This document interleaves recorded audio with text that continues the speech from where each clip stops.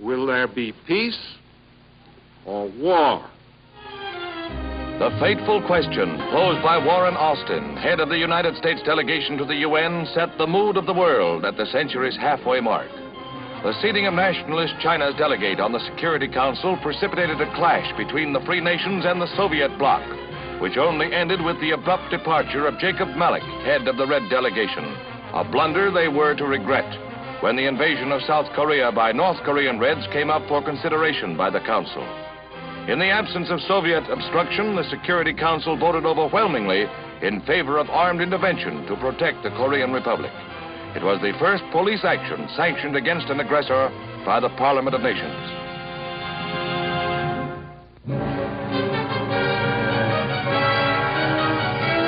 In 1950, men throughout the world learned to look on the brutal face of communism. Berlin, powder keg of Europe, saw a mass demonstration of indoctrinated young Germans on May Day. France was also beset by communist-inspired strife.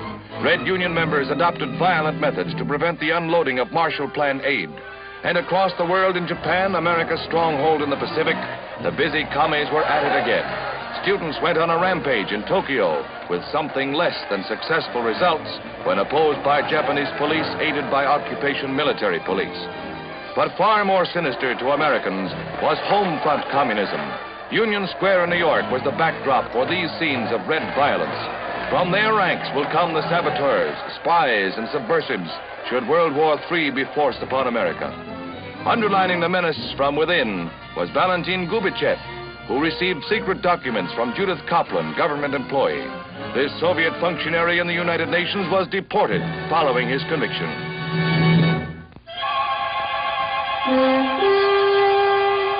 But there was worse to come. A highly trained and well-equipped North Korean army swarmed across the 38th parallel to attack unprepared South Korean defenders.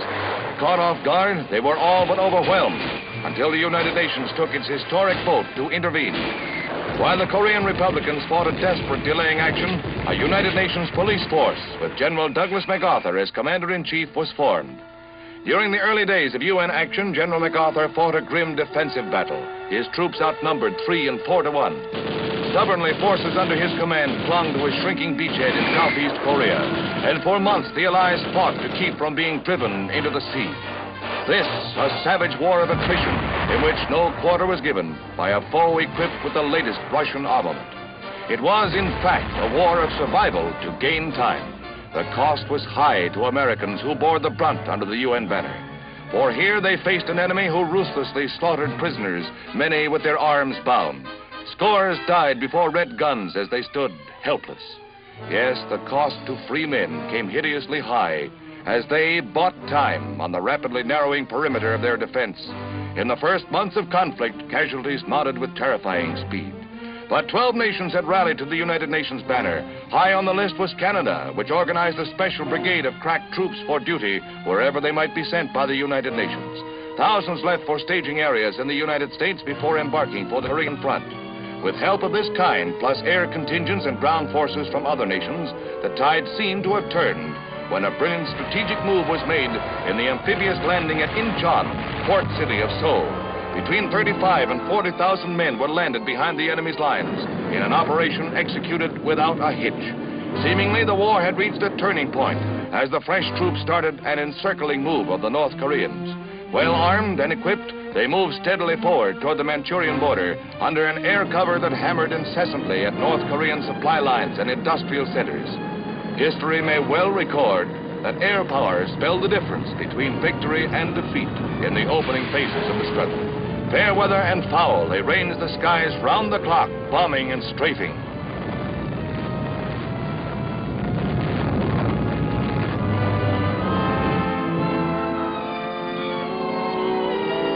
The end of the war seemed in sight as the Allies pushed north toward the North Korean capital of Pyongyang and further northward to the Manchurian and Siberian borders. Then it happened. The Chinese Red armies, numbering hundreds of thousands, swarmed over the frontier against thinly held United Nations positions. Confronted by overwhelming numbers, UN armies were forced into inevitable retreat, while men wondered whether Red China would touch off World War III. Again fighting a delaying action, UN troops paid heavily in casualties. Facing a foe that often outnumbered them 10 to 1, the Allies gave ground slowly, marching through temperatures that sometimes reached 20 below zero. 20,000 trapped near the Chosin Reservoir slogged and fought their way 60 bitter miles to the evacuation port of Hungnam. Through snow-clad mountains and icy passes, they held off 200,000.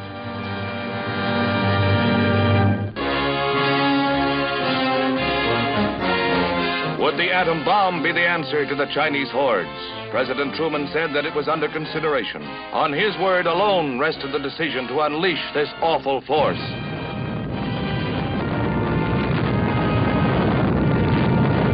The world shuddered at the thought, for this catastrophic weapon struck fear in the minds of men all over the world. It mushroomed into the symbol of modern destruction. This man had devised. And in the year 1950, its power edged ever closer to him, leaving death in horrible form in its wake. Its harvest of misery would be limitless, sparing no one. It might well mean a world of men ever fleeing its fury, a world in which no one might again find peace and security. With troubled hearts and minds, men turned to the solace of religion and prayer. Hundreds of thousands of pilgrims thronged to Rome for Holy Year. As ominous events crowded the mid-century, 5 short years after a devastating war, men of all faiths prayed for peace. And while man hoped for salvation, he could also work for it through the framework of his World Parliament, the United Nations, symbol of man's hope for tomorrow.